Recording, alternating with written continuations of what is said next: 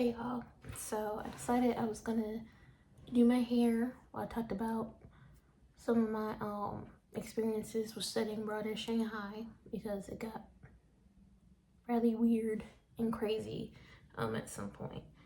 There's an echo, my voice is croaking for some reason, so just bear with me right now, okay?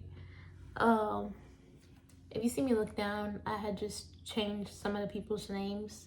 Um that I knew, so that way I don't end up mixing it up and saying someone's real name, or at least I'm trying not to. So I had already kind of started. I'm using the olive oil miracle leave-in condition. I already washed my hair, so I'm just going in and just retwisting some areas. I have some starter locks, but I'm undoing them. Some like just due to the just personal reasons they're not working out right now. So yeah, I'm gonna just do that while I tell you guys about some stories of me studying abroad in Shanghai, China. So I had studied abroad like in Shanghai. It was for a month, and it was right before COVID-19 happened. Just move the camera closer. We're getting intimate. Okay, we're getting close. All right. Um, but yeah, it was right before COVID-19 happened. Thank God, because I would have been stuck over there, okay, if that didn't happen. And anyways, I just applied for the scholarship through our study abroad department. I got in on a free scholarship. I just had to pay for my ticket and pay for like the dorm and stuff like that. I decided to go into the regular dorm because there was a fee for like a nicer dorm to get into. I just decided to do the regular dorm. Anyways, and you had to do payment for AC and stuff like that because it's not free over there. Which, it's what happens. I already started on these right here. So I'm gonna move on to the ones I gotta finish. But yeah, they tried for AC, which I was like, oh wow, I did not know that. But it was all good. I was kind of scared of going alone.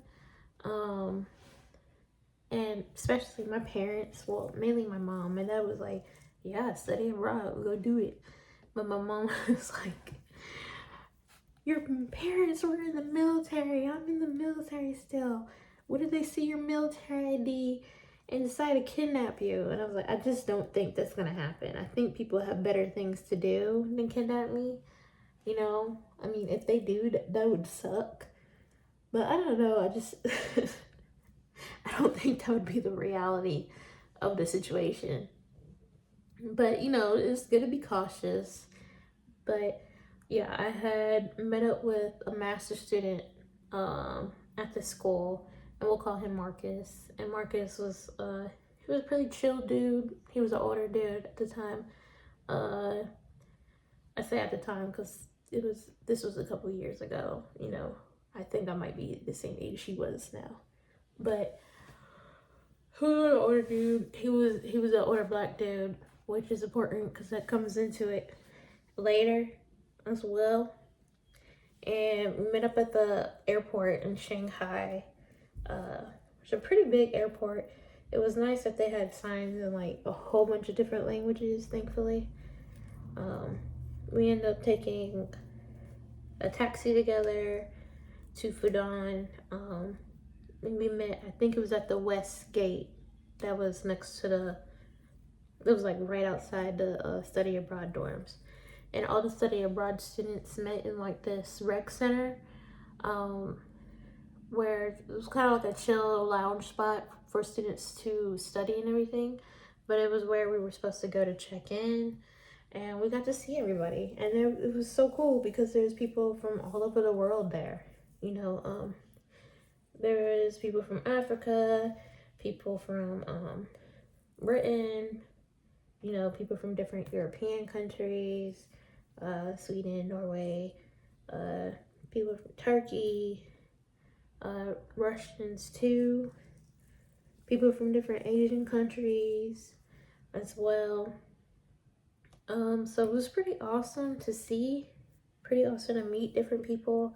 I met an African guy who was talking to me, and he was asking me about the KKK because he read it in a book, but he didn't really know the history, which was kind of eye-opening because it was like, I know America's not like the center of the world, and I know some other countries might teach American history, but I was like, yeah, they might not teach the history of like Jim Crow and the South and KKK, so I got to explain that to him, which was pretty cool. There was also a British girl there. She ended up being my roommate. She went missing at one point. I was in the dorm asleep, and I woke up to her friend banging on the door, and I answered the door, and I was like, what's going on? And she was like, is so-and-so here? And I was like, no, what happened? She was like, well, we got drunk, and she wandered off without her phone, and we can't find her. And I was like, oh God, like going missing in a totally different country. That's wild. That's wild. But anyways, one day I think it was a day later, no, it was a couple of hours later. Well, she went missing that night, but she came back in the morning. And so apparently she had wandered off drunk and fell asleep on a bench. And then thank God nobody bothered her. Like nobody bothered her. And she came back that day. Somehow she found her way to the dorm. She was lost, but she found her way without her phone. And she was telling her friend, she was like, I'm so sorry. And her friend was like, I had cover for you in class because she wasn't trying to have the administrators find out she was missing. Which probably would be like a huge issue and whatnot. But I don't know. I would have immediately alerted authorities as soon as my friend went missing. But but the girl came back, so it was all good. My other roommate, she was a African girl and whatnot. She was really nice. She was really cool. So she had invited us to this dance party with like all the African students, but we were too tired that night from clubbing somewhere else, so we didn't go, sadly. I wish we did though. I really do wish we did. Oh my God, this one's like really stuck. But anyways, we went to the rec center. It was kind of weird because they had these videos playing on the walls of like a guy shivering or something, like he was overdosing, and it was warning about like weed, or I think like it was some type of drug, like a drug that I don't think we really see as a big deal here in America. But I'm guessing with like, I think China has a history of like the opioid epidemic of opioids or something. So it was very serious videos. But other than that, the lobby was pretty lighthearted and stuff. So yeah, and then we found other Black people there, and they immediately called us over. Like, we looked across the room, and they were like, and it was 3 Black girls. We'll call them Cece, Sarah, and Effie. And they were wonderful. They were nice. And Marcus immediately put us all in a group chat called N-Words in Shanghai. And it was immediately popping as soon as I met them, and we also got with like another group of kids and whatnot who were study abroad students and whatnot. And it was funny because up until that point, I thought I would be staying in my dorm, just going to class, studying my one class that I had, and hopefully making like one friend. But I ended up going off clubbing almost every night,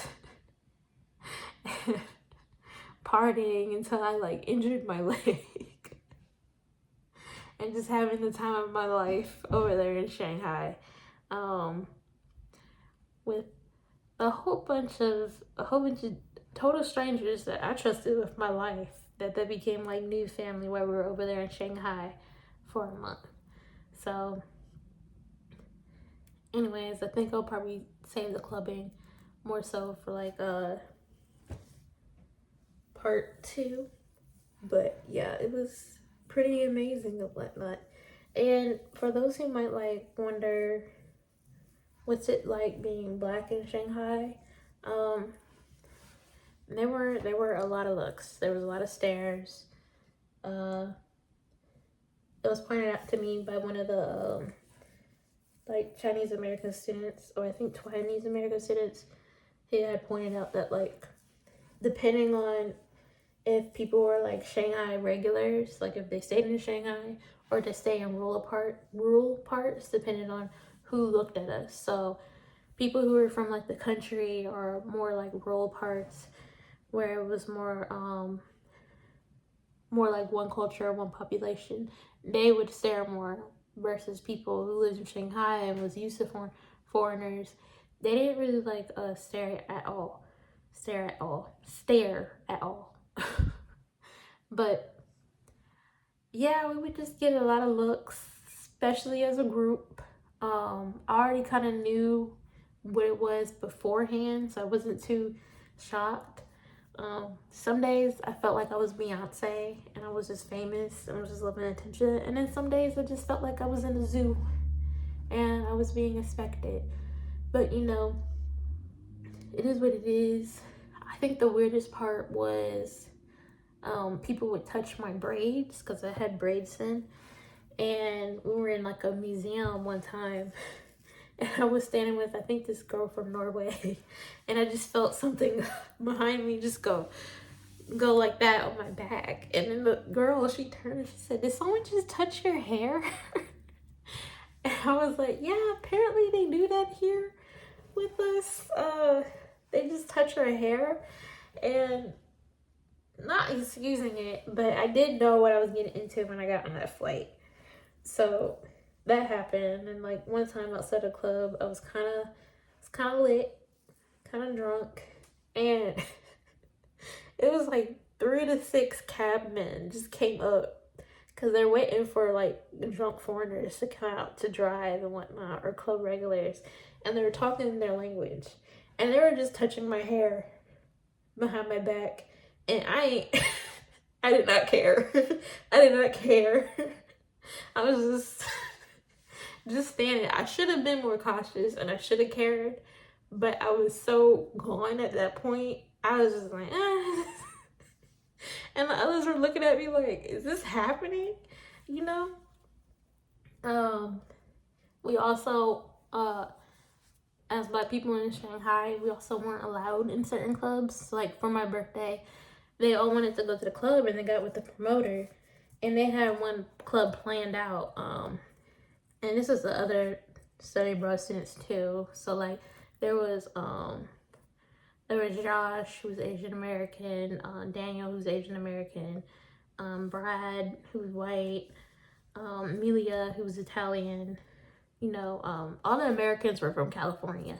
You know, I think me and Marcus might have been the only ones from North Carolina. No, there was one other guy from North Carolina, but we didn't really hang out with him because we were just ended up in different groups, you know. But yeah, but I got with the promoter, and she had to end up asking like, "Are there Black people with you?" Because she needed to know, not because she was trying to be racist, but and then she had to explain that the club we were supposed to go to celebrate for my birthday, she was like, fortunately, they don't let Black people in. Apparently, they caught like one Black guy with like weed or drugs or something, and since then they just banned Black people and they segregated the club. Me, I already kind of knew China was like that, but Marcus and the other girls, I don't think they really knew, so they were very shocked and upset. Again, I was lit, so I was like, whatever. Let's go to another one. I ain't letting this ruin my birthday. Cause I turned 21 while I was in Shanghai. I was already technically allowed to drink there, but I couldn't in the US. So it was still very exciting. And I also never went clubbing before I went to Shanghai. So my first club was in China, which is very, very new. So far I haven't been at any clubs in America that really compared to it, honestly. But I had so much fun, but I didn't care. I was like, they're missing out. Okay, because I bring the party, all right? And we got into a lot of clubs free because we were foreigners as well. So, because I think a lot of the Shanghai crowd, I don't know if it's because like saving face and whatnot, but they're very like reserved in the clubs. So the clubs would ask promoters to bring foreigners because we're not afraid to dance and stuff like that. And especially me, I love to dance. So I was one of the first people on the dance floor dancing. Now, my dancing, I'm not a twerker, okay? I am not a twerker, but I'll dance. Now, my dance might look more like Terry Crews from White Chicks. Rings the whistle, he's just, or I'm a crumper, okay? I can crump. All right, not twerker, not judge anybody who's twerker. I hype up the twerkers, okay? You probably hear my cousin's dog growling back there. She got food aggression. I don't know why we don't eat dog food. You just hear Sean. But yeah, like I was saying, I'm a crumper. You know, I'll do it. I'll do the sprinkler too. You know, that's not the sprinkler, but you know what I mean? So I was having time in my life dancing. But yeah, being black there, it was a definitely interesting experience and whatnot. It definitely helps to be with other black people. It makes you feel less isolated. And Marcus and the girls, it was so nice and stuff and caring. Oh, I got product in my eye. Oh, I got product in my eye. Blink it out, blink it out, blink it out, blink it out. Oh, okay. I'm good now. I'm good. I'm good. Oh, but yeah, and there was moments like I dealt with I had to deal with people not knowing about my culture, and I had to deal with me not knowing about theirs, and it was very interesting.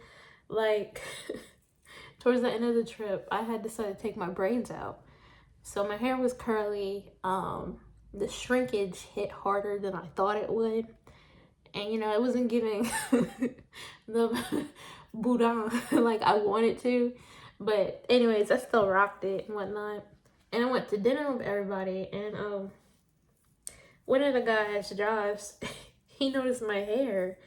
And at the time I was also sitting next to James, who James wasn't a study abroad student, but his dad was a professor there.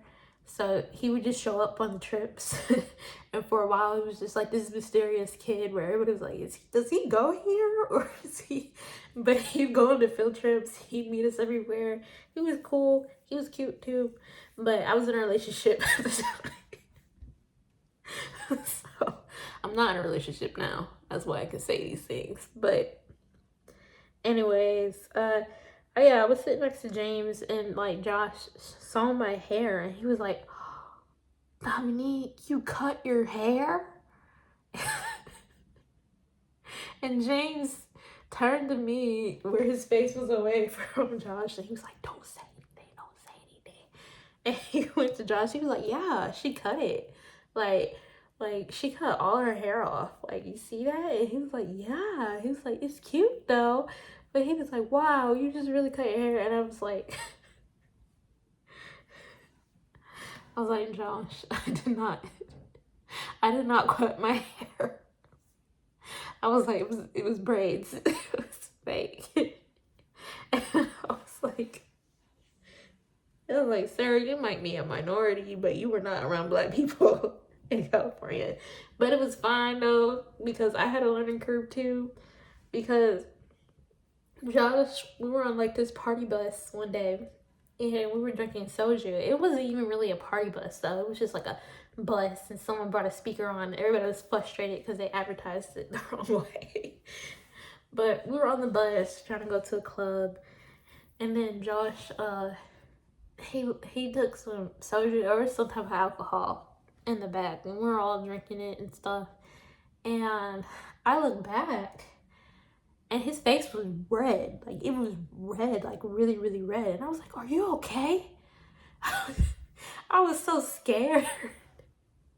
I thought the man was dying. I was like, "Are you okay? Seriously?" And he was like, oh no, this just happens. This just happens because I'm Asian." And I was like, "What?"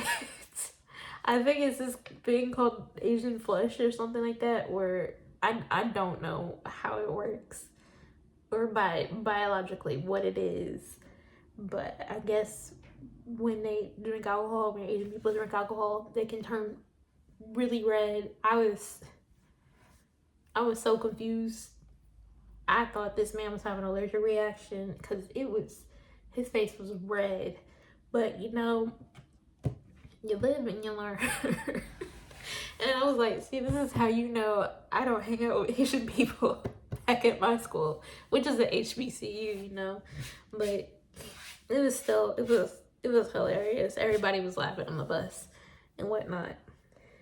And so, yeah, but besides, like, I think the stairs being banned from that one club, most experiences were pretty good and whatnot. I did have this one experience where I was walking with these girls. I think I was making friends with like one of the girls in my class, and she had friends. And for a while they were speaking in like their own language, which I was fine with and stuff like that. But then the girl, she had an umbrella too. She was like, with the sun out, she was like, "Oh, I just don't want to get dark. I just don't want to get dark," which I understand. That's how they feel over there and whatnot. But I'm also like, you're sitting next to a black person. Can't you pick and choose when you express that? And looking back on it, I was like, it's really weird you're expressing this now while I'm standing there. You could have waited, and you could have did it in your own language, but you did it in English, like for me to understand. So she just kept going on and on about how she didn't want to get dark. She didn't want to get darker. And I'm just like, okay, get out the sun. Why are you outside? Like, Jesus. And not everybody cares. Like, shut up about it. Like, gosh, dang.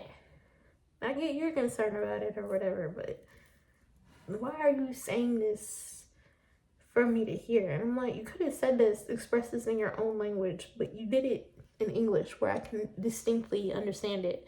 So, I don't know who she was. I guess she was a hater or something like that. Because that was just weird. But yeah, most of the people I met, most of the guys I met, they were pretty respectful, pretty nice and whatnot. There were some creepers in the club. And when that happened, it was like a whole bunch of older dudes that were just staring at us. We were in like this, kind of like this rainbow themed club. And because of that, like Marcus, who's older, and Yusef, who's like the Turkish guy, he was a bit younger, but he was really buff and built. They just stood by us and just protected us. They just stared down the guys that were looking creepy. We didn't even notice because we were dancing so much. But after a while, because it started getting really weird, they were like, "Hey, we gotta go." And also during that time, this one guy, this one Chinese guy, he like stood behind me while I was dancing. I guess he expected me to immediately throw it back on him. But as soon as he stood behind me, I just went like, and I just moved to the side because I was like, I can dance with the girls. I can't dance with you. I don't know you. It just felt like a brick wall was behind me. And he did it twice. And I was just like, oh. And then, yeah, I guess that probably was one of the moments, and the guys were just like, we gotta go, girls, we gotta get it together, we gotta go. And they like herded us out there like feral cats and stuff like that, which was I see they're just looking out for us and whatnot. There's another time both Ollie and Marcus ended up almost knocking a guy out because he was going after I think one of the girls, Sarah and whatnot. He was like really like trying to talk to her or something like that, and you can tell she was not interested. And I think he was like this European guy, and they started cussing him out and everything and telling him he needed to go away. And the dude started getting aggressive. So, but then the guards came and kicked him out, which was good. So, yeah. We also went to like a hip hop club too. That incident happened at a hip hop club. And the hip hop club was pretty cool and chill, and it was owned by a black woman who we saw there. And she was really lovely. She was cool. She was like, y'all come anytime. I think she gave us her contact info. I lost it though, but she was amazing. And it was pretty cool to see black people doing business in another country, which was awesome. So that was pretty amazing to see. Also, just to let you know, when a song with the N-word comes on in another country, they're going to say it. They're going to say it because you're outnumbered. Like, I forgot what song. It was this white DJ that was playing in one of the clubs. And it had the N-word. And all of them said the N-word. All of them. To the top of their lungs. And I was trying to glare at the whole room. But I couldn't take them all. I couldn't fight them all. So I had to just take the L. I just had to. That's why I kind of hope rappers stop putting the words in their song, because I ain't realized it before. I didn't realize like so many people say the words simultaneously that aren't black. It's just wild. Bella, what you doing in here? Where's she going? My cousin's dog just came in. She on her cycle, so she's like extra needy right now. This isn't me stereotyping women dogs either. That sounded so weird. She wants like extra pets and stuff like that, which is kind of cute. But ooh, it's a bit too much. But yeah, they was saying that Yusef and Marcus, they were in the club about to throw down with some dude because he was just being too much. But security came in and tore him out of there. This is another time we dealt with security at a club. We kind of thought it was gonna be a Black Lives Matter situation, but the dude was escalating. It was very much escalating, and it didn't end up like that. But we'll probably go into part 2 with that as well. But let me know, have you guys ever visited another country? If you have any questions, let me know. I think I'm just gonna part 2 probably talk more about the clubbing and stuff like that and how that went. And a lot of the people I met who were really cool, and some of them were really cute too. Actually, all of them were pretty good looking. I kind of felt out of sorts just a little bit, but I was still cute back then. I was just insecure. But anyways, it was nice spending time with you guys, and I will see you later. Bye.